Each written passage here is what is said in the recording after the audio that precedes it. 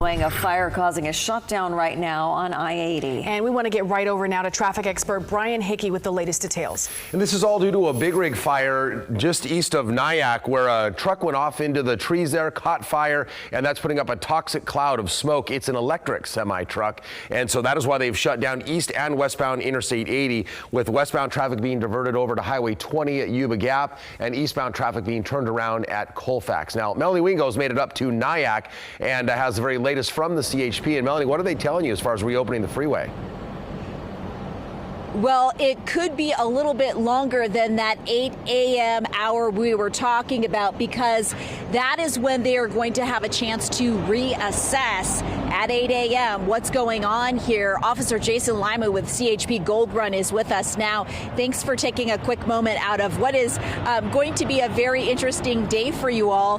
This is kind of uncharted territory to deal with this type of rig on this stretch of road. We're talking about a battery operated semi that went off into the brush. How is this kind of changing how you would normally respond to a truck off the side of the road situation? Yes, this just makes us more aware all the time. Being an electric big rig is it's a newer thing here, and we're still learning on how to handle all that, but we just want to be safe and keep everybody out of the way so that the fire crews can do what they need to do to try to extinguish the fire. All right, so for our viewers, we are at Nyack. Any traffic that managed to come from I-80 eastbound, say from Colfax, any local traffic, they're not going to be able to go any farther than this exit because of the toxic chemical fumes that are coming off of this crash site. Can you explain a little bit about that side of things? Yes, obviously I'm not a chemical expert, but there are some inhalation dangers with the burning batteries on the big rig, so we want to keep everybody back away from there.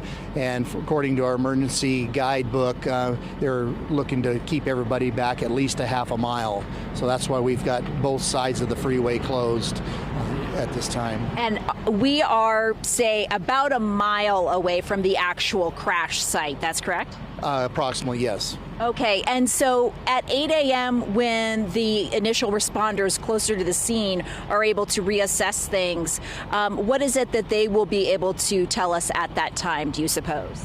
I'm hoping they can give just a better estimate on the time on how long it's going to take for this to be fully extinguished and just to be safe for traffic to be reopened.